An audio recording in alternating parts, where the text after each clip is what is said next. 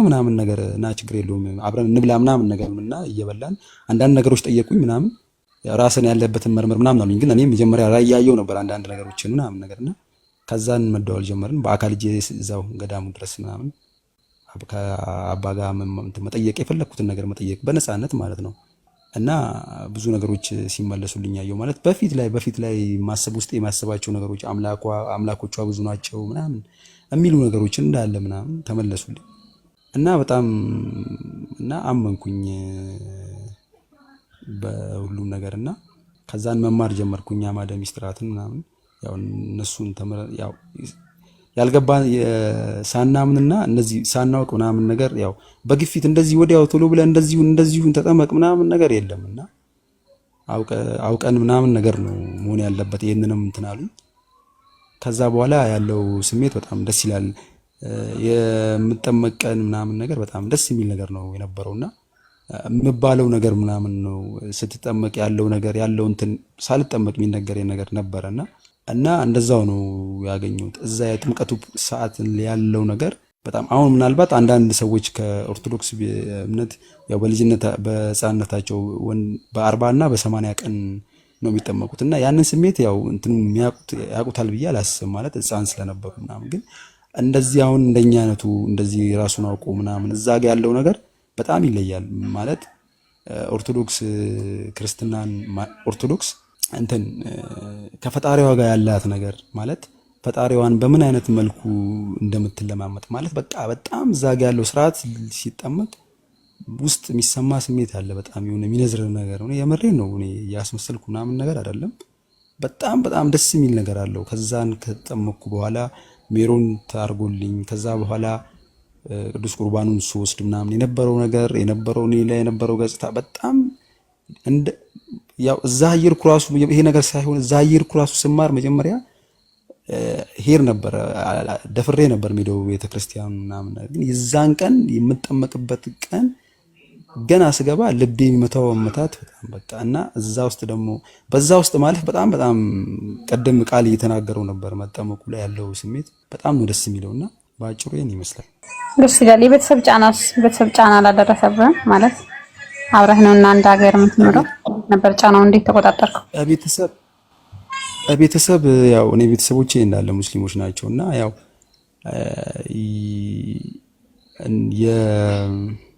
ብቻ አሉ ጠይቀውኛል። የአባት ወቅቱ ረመዳን ላይ እየተማርኩ ነበር። ረመዳን ላይ ነውና ከተማ አግኝቶኝ አንድ ቤተሰብ ነውና ምሳ ምናምን ነገር አይነት ነገር እንትልል ስለ እንዴ ጾሙስ ምናምን ነገር ሲል እኔ እኮ እምነት ገና የተማርኩ ነው እዛና አይ ጾሙ እንዴት ያባትን የቤተሰቦችን እና ሲል አይ እምነት የግል ነው ምናምን ያው እሱም ጫና አላደረገብኝም።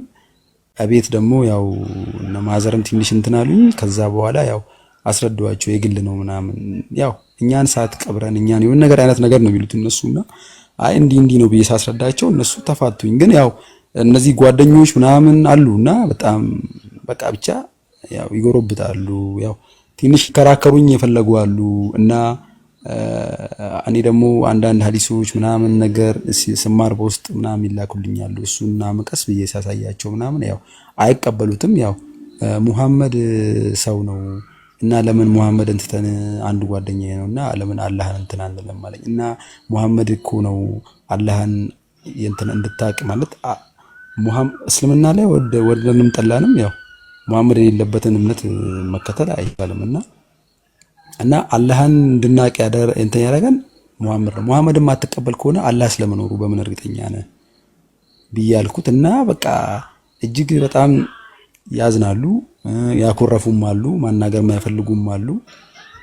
ያው እኔም ደግሞ ያው እንትን ስሜታዬ በጣም ያው አግሬሲቭም አይነት ነገር ስለሆኑ በአንዳንድ ነገሮች ምናምን ሳይ ማለት ትንሽ ይከብዳል። ከእስልምና ወደ ሌሎች እምነት መግባት የእስልምናን እንትን አለውና ያው ቤተሰብ እንትን ባይልም እነዚህ ጓደኞች እዛው ያገሩ ሰዎች ምናምን የሚያውቁሽ ሰዎች ምናምን ነገር በጣም ያው እንደ መቀየምም ያው እንደ ማክሮፍም እንደ ማግለልም በቃ አለ አይደል ከብዙ ምክንያቶች ጋር እንትን ማለትም አይነት ነገር አለ።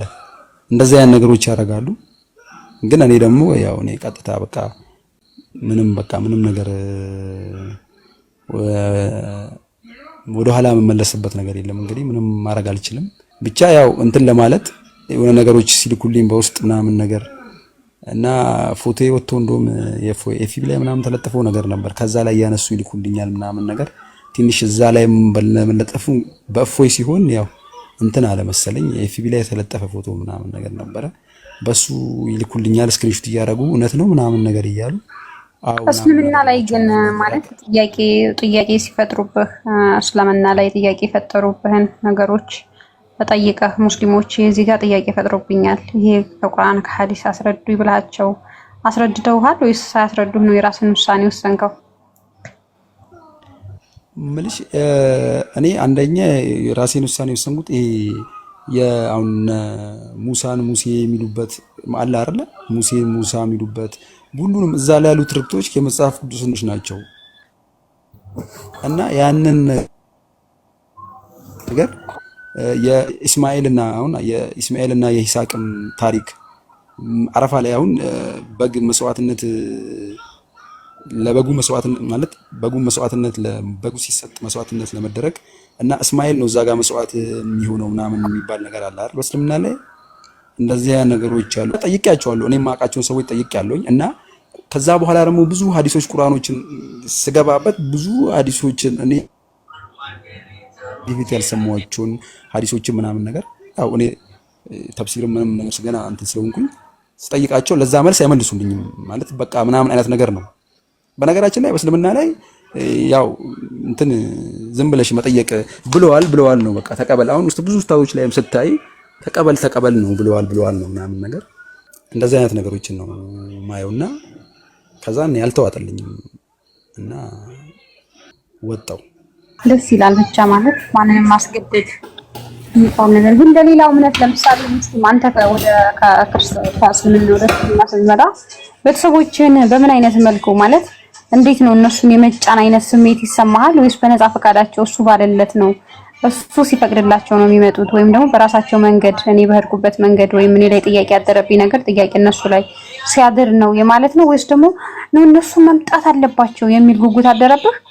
አዎ እንዴት በጣም ጉጉት በጣም ያድርብኛል። ቤተሰቦቼን አይደለም አሉ ጓደኞች ምናምን ነገር አሉና ያው እነሱ ሼር ሲያደርጉልኝ እንደዚህ አሁን ማለት የብሽቅ አይነት እንትኖች ይልኩልኛል ውስጥ ላይ ምናምን ነገር ሲልኩልኝ እኔ ደግሞ ያው ማለት በቃ ሰዎችን ላገናኛቸው እንደምችል ጥያቄ ካላችሁ ክርስቲያን አሉ ማለት ብዙ ሊያስተምሩ የሚችሉ ምክንያቱም እኔ ያው ገና ነኝና እንደዚህ አሁን ላይ ለራሴ ራሱ በጣም ብዙ ምንም መማላቅ ነኝ ብዙ መማር ያለብኝ ነኝ።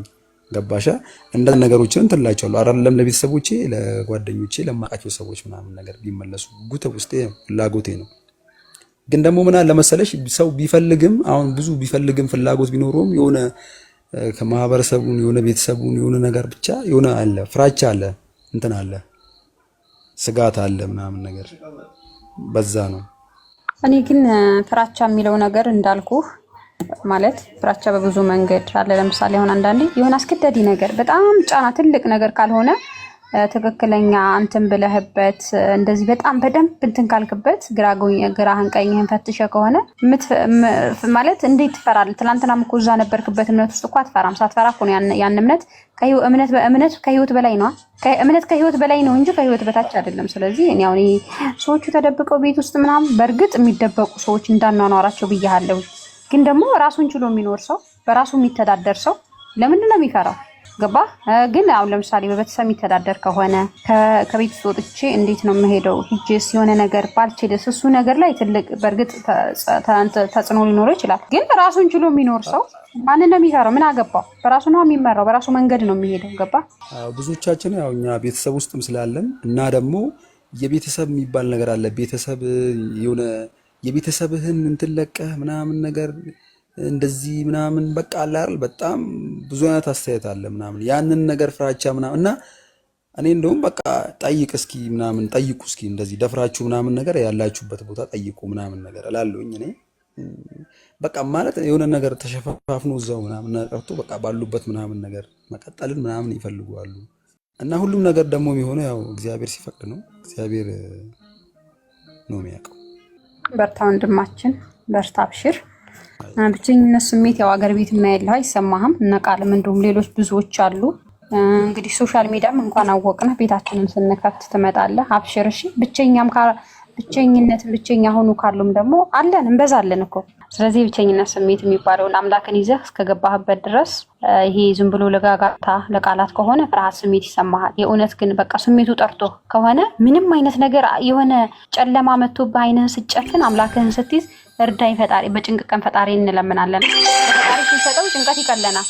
እኔ አንዳንዴ የሆነ ተስፋ የሚያስቆርጥ ነገር ደርሶባችሁ ከዚህ በኋላ እኔም ላደርገው አልችልም፣ ፈጣሪ አንተ እርዳኝ፣ በቃኝ፣ እዚህ ድረስ ወስኛለሁ፣ ከዚህ በኋላ ያለውን አንተ ብለህ ነው ቶሎ ራሱ ባይደርስልን የሆነ ጭንቀታችንን ቅልል ያደርግልናል። ስለዚህ ምንም የሚያሳስብህ ነገር የለም። አብሽር፣ እንኳን ደህና መጣህ። እኔ እንኳን ገና ነኝ። የሆነ ቃል አላስጠምቅም ቆይ እያሉኝ ነው። እኔ ገና ብዙ ይቀረኛል። እንኳን ወደሚደነቀው ብርሃን በሰላም መጣ ብያለሁ ወንድማችን ሀኒ። በነገራችን ላይ በጣም ኢንተረስት ነበረ የአይነት ስሜት ነበረ እኔ ጋር እና ምን አለ መሰለሽ ልክ እኔ ጋር መሰለሽ የክርስቶስ ፍቅር በቃ አለ አይደል እንደዚሁ ፍቅሩ ምናምን ነገር አሮን ነው በምን እንትን እንዳልኩት ወይ በልጅነቴ ፊልሙን ሳይ የስቅለት ፊልም አለ ምናምን እና የእንትን ፊልም አለ የዘሜሴጅ የሚል የእስላም ፊልም አለ እነሱ ምናምን በቃ እናይ ነበርና አይ ቲንክ እዛች ጋር ይሁን ተርኒንግ ፖይንት ዌር ኢዝ አሮን ነው ግን ኢየሱስ ክርስቶስን በቃ በጣም ወዶ ነበር እና ያን ነገር አንቺ ላይ አይብሻለሁ እነቱ ያ ደግሞ በቃ ያ ስሜት ደግሞ ከእንትን ካለ ኤቭሪቲንግ ክሊርሊ ግልጽ እየሆነልሽ ይሄዳል። እና በተለይ ቅድም አሁን ቻንሳሻል አሁን እኔ በነገራችን ውሸት አልወድም እና የሆነ ሰው ሲዋሽ ምናምን በጣም ነው የሚያስጠላኝ። እና ሙስሊሞች ጋር ምን አይነት ችግር አለ ትጠይቂ እኔ በጣም ብዙ ነገር ተዋሽቻለሁ። ስፔሻሊ ለእኔ ውሸትን ከመጀመሪያው የዋሸኝ ቁርአን ነበረ ወይ ደግሞ እስልምና አስተምህሮቱ ራሱ ስለ ክርስትና ስለ ኢየሱስ ክርስቶስ ሲነግረኝ የነበሩት ነገሮች በሙሉ እዚህ ግባ የማይባሉ ውሸቶች ነበሩ። እነሱን ያወቁ ሰዓት ላይ ነው አይኔ መግለጥ ጀመርኩት። መሰረታዊ የክርስትናና የእስልምና ልዩነቱ ተርኒንግ ፖይንቱ የክርስትና መሰረቱ ማዕከሉ የኢየሱስ ክርስቶስ ፍጥረት ነው።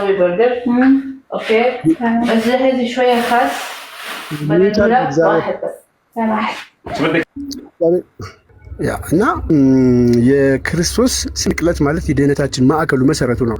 እሱን ነው ኦኬ የሚክደው እና ይሄ ደግሞ ከእምነት ሁለቱንም መጽሐፍ ከድነሽ ራሱ አይንሽን ገልጠሽ ብታይ ነንሴንስ ነው። ከዛ ጋር ይጀምራል። ከዛ በጣም በርካታ ነገሮችን ታነሻለሽ። ምንም ህይወት የምታገኝበት አይደለም።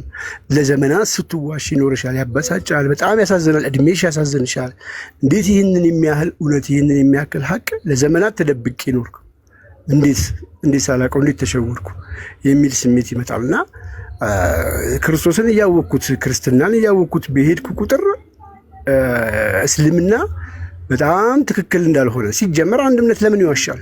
ከቁርአኑ እስከ ሐዲሱ እስከ እንትኑ ድረስ እኔ በጣም ረጅም ጊዜ ነው ህፃን ልጅ ነው ጥያቄ በደንብ የጀመርኩት ወጥሬ ማለት ነውና በቃ ቁርአን በአማርኛ አምጡልኝ ነው ላይ በጣም እንግዲህ አስቢ ሲሄድ አታክ እየተደረገ የሆነ ነገር ይሰጠኛል፣ አይዋጥልኝም፣ እሄዳለሁ፣ አይዋጥልኝም፣ እሄዳለሁ። ከሪያሊቲዎች ጋር ሳነብ ውስጥ ደግሞ ዲፕ እየገባው ሲሄድ በርካታ ነገሮችን እያገኘው መጣሁ። በርካታ ከዛ ሞር ደግሞ እንደገና እውቀቴም እንደነፍ ወይን ስናገኝ ለማማ የነ ቢኒን ያሬዶን ዛሬ 5 ዓመት እነ ቲጂ የምትባል ነበረች እነ ኪዩ ምናምን ያልጠሯቸውን በርካታ ልጆች አሉ። ከነሱ ጋር ስትገናኝ ደግሞ እለት እየዳበረ መጣ። ኦኬ ሶ በቃ ሁሉ ነገሩ ስህተቱ በደንብ አድርጎ ጎልቶ እየታየኝ መጣ እና ከዛ በኋላ ማንበብ ነው በቃ መጽሐፍ ቅዱስን ማንበብ። ከዛ ቁርአንን ስታየው ራሱ የሚነግርሽ ነገር አለ።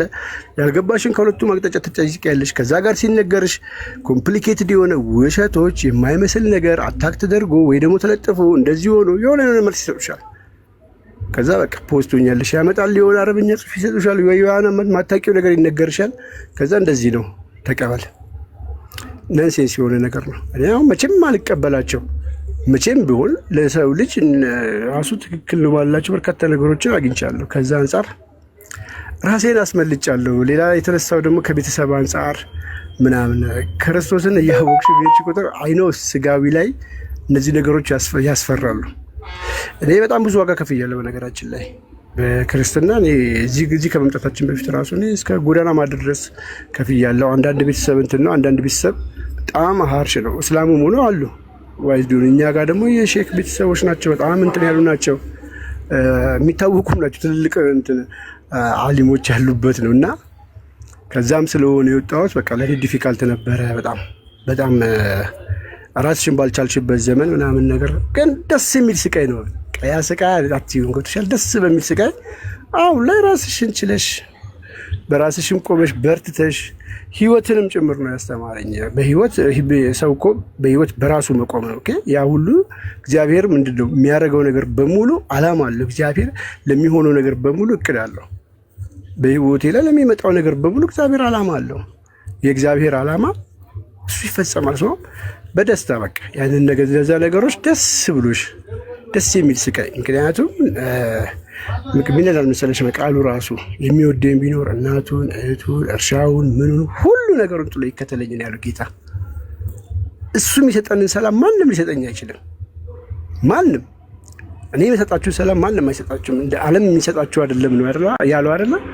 ያንን ሰላም፣ ያንን ደስታ፣ ያንን ህይወት አግኝቼዋለሁ። እዛ ጋር የነበረኝን ላይፍ እና ህይወት ስሜቱ ራሱ ፊሊንጉና እዚህ ጋር ያለኝ እንትን የሆነ ልብ ሽርፍ የሚልበት ነገር አለ አይደለ? በቃ which is በጣም እኔ በጣም ትልቅ ልዩነት ነው ያለው ጋይስ። አዶ ነው እኔ እንዴት አድርጌ እንደምገልጽላችሁ ባይገባኝም ማለት ነው። ሌሴ ሶሪ ነብዩ አረዘምኩት እንዴ? ስሜታዊ እንዳታለቅስ አሁን ያለቅስ እንትላል እና ሌሴ የእውነት በጣም ደስ እያለኝ ነው የሰማሁ። ገባ ስሜቱ እንዴት እንደገለጽከው ማለት ነው። ሳትጠመቂም ራሱ አሁን ያለውን ስሜት እንዴት ተርኒንግ ፖይንት ስለ ክርስቶስ ያለሽ ነገር ያስተምራል እኮ በነገራችን ላይ የኛን ብቻ ለሚያንቺንም አጋሪ ዳይ ወደ ገደለው ገና ስለ ክርስቶስ ስትናገሪ ከኔ በላይ በጣም ከኖር ነው በላይ በጣም ነው ደስ የሚለው። ግን እኮ ለምን ታውቂያለሽ? አሁን እኔ ለየት የሚያደርገው ማለት ነው ለየት የሚያደርገው ነገር አለ ለኔ። ለምን እንደሆነ ታውቂያለሽ? ለምሳሌ አሁን ሰው በጣም የሃይማኖት የትልቁ ሃይማኖት እንትን ጥያቄ ማለት ለምሳሌ ባለሽበት ነገር ላይ ጥያቄ አድሮብሽ ነው አይ ጥያቄ ታደረብኝ እኔ ወደዛ ሄዳለሁ ነው። እኔ ጥያቄ አላደረብኝም። ለምንድን ነው የምዋሸው? ሰው እልል እንድለኝ እልል አትበሉኝ። ስለዚህ እውነትን ለዛም ነው አሁን በሙሉ ተስፋፍጭ። እኔ አሁን እኮ ግን ታውቃላችሁ ብዙ ችግር እንዳለብኝ ያ ሁሉ ችግር ማለት ነው የእውነት ነው የምላችሁ። እዚህ ታች ራሱ ሊሰሙ ይችላሉ። የራሴ ሰው እንደዚህ ወደ ስልኬ አይደለም ደፍሬ እንደዛ አይነትን ነገር እናገራለሁ ብዬ ይቅርና አስቡት እንደው ለቃላቱ ራሱ ለማውራት እፈራለሁ። ለምን ከቤተሰብ ካለው ጫና። ግን የሚገርመው ነገር የሆነ ጠፍራችሁን ስትቆርጡ ምንም አይሰማችሁም አይደለም? ኖርማል ነው እንደዚህ ደስ እያላችሁ የምትቆርጡ። እንደዛ ነው ቅልል ነው ያለኝ ምንም በቃ ለምን እኔ እንጃ በራሴ መንገድ ስለሄድኩኝ በራሴ ተጠርቼ ስለሄድኩኝ መሰለኝ የቤተሰብም ጫና ወደፊት ለፊቴ የሆነ ነገር እኮ ታይ እንደዚህ ባሽ በውስጥሽ ለምን እንደዚህ ምናምን ሲሉ በቃ ምንም አይታየኝም። ምንም ነገር ነፃ አለ አይደለ? ምንም በቃ ቅልል ያለኝ ነገር አይ እኔ አምላኬ ይጠብቀኛል። እንደ የሆነ የሞት ምናምን ከመጠቀም በደስታ አቀበለዋለሁ። ችግር ምን አልሰረኩኝ፣ የሆነ ነገር አላደረኩኝ። ትላንትና ትክክል ነው ብዬ ያመንኩበት ነበር፣ ዛሬ ደግሞ የጠራኝ አምላክ ወስዶኛል። ስለዚህ ትክክለኛ መንገድ ላይ ነኝ ያለሁት ነው የእውነት። የኔ በቃ ውስጤ ሁላ አላውቅም ምን እንጃ ጤነኛ አይደለሽም እያሉኝ ነው፣ አብደሽ ነው እያሉኝ ነው። ግን አብጃለሁ እንዳላበድኩም የእውነት። አብደሽ ከተባለ የክርስቶስ ፍቅር አሳብዶኝ ይሆናል። ብርቅ ነው የሆነብኝ እውነት ለመናገር ይቅርታ አድርጉልኝና ብርቅ ታውቃላችሁ። የሆነ በቃ እኔ ብቻ አማኝ እየመሰልኩ ነው መሰለኝ አሁን ላይ የማሳስበው። በቃ